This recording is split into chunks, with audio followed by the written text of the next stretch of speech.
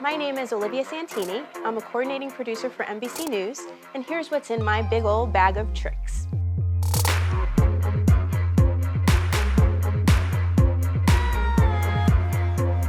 There are many, many things in this big old bag, but we're gonna go through some of the most important items. First, you're dead in the water if you don't have your forms of communication. I have not one, but 2 cell phones. They're both on different carriers. One's on AT&T and one's on Verizon.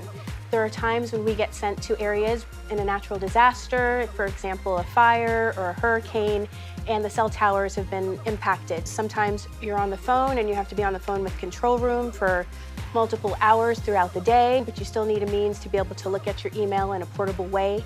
And so you're on the phone, connected, have it set aside, and then you're able to still email, internet, whatever else you need to do to keep the news flowing and get your information coming through. So in addition to the 2 cell phones, there are times where I know that I'm headed to a disaster zone or headed to an area where we're not sure what the cell's connectivity will be. So I'll go ahead and bring a satellite phone. These sat phones are great because in addition to being able to call out when you have no cell connectivity, you can text most places of the world as long as you're in line with the satellite that's up in space, and you should be able to get connectivity. I was with Miguel covering a hurricane a couple of years ago, and we were traveling from New Orleans to the far reaches of southern Louisiana where the road had been washed out and all of the barrier islands were cut off from civilization. As we got further and further down, we lost cell phone connectivity. So the only way that Miguel was able to communicate with the Bureau throughout the day when he was scripting and getting ready to file for nightly news was by speaking on the satellite phone. The good thing about this is that the antenna attaches to the car and then attaches to the phone itself so that when you're driving, you don't have to necessarily pull over every time to have a conversation. And as long as you're not going 80 miles an hour, you should have a pretty steady signal. And he would call back to Los Angeles where they were cutting his story. This is the lifeline. This is the only way that we're getting information back and forth. So in addition to your laptop that you want to have with you if at all possible, a great thing to have is an iPad. So there are times that you're working on the computer and you're on the internet and you're on your email and you're in the field and you want to pay attention to what's going on with the broadcast. Maybe you're doing live shots all day with a correspondent and you're in a situation where you may not have video return on the broadcast itself.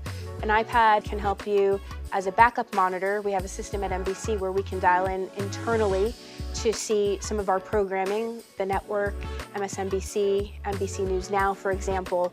In addition, I've used my iPad as an impromptu teleprompter.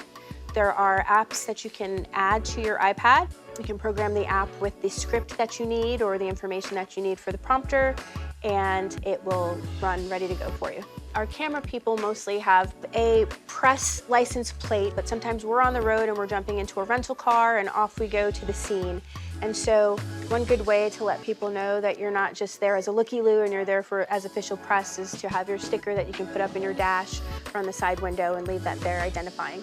Obviously, a producer uses their cell phones a lot and their iPads, but sometimes you need to go back to good old trusty pad and paper. I keep this pad in a folder type that I carry with me, and the one thing I'll note about this folder is the cover. It's not paper, it's plastic. In a rainstorm or running around in a hurricane, and you have all these important notes in your notepad, and if you're dealing with a regular paper folder or a manila folder, all of a sudden it's soaked. And I always carry a clipboard. Sometimes it's windy, sometimes you're dealing with an anchor who is anchoring their program out in the field, and they have scripts that they're referring to as a backup to the teleprompter, and so a clipboard is a good way to keep those scripts in one place so things aren't flying all over the place.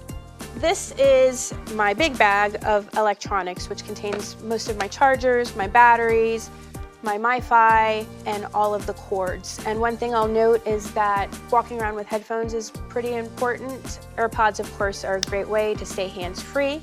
There are times, however, where you're running around, and for me, I have smaller ears. Sometimes these pop out. So in addition to the AirPods, I have a wired Bluetooth that I keep, which is great to go around your neck and into your ears. I always keep an extra set of these regular wired headphones. And so if I'm trying to work and I'm in a place where there's a lot of noise, a lot of chaos, or there are a lot of people who are working and talking over me and I need to focus on some video that's just come in, then I can plug these in and I can still focus, and they're pretty portable and easy to carry. So I have been producing for over 20 years, and this is a bag that actually goes into a bigger bag, which is the full bag of tricks. I'm one of the first people that goes out the door for breaking news situations, so I've found that over time you get on scene and you're in a situation where you don't have time to run to a store, or you don't have time to run to the gas station to grab drinks or food or what have you.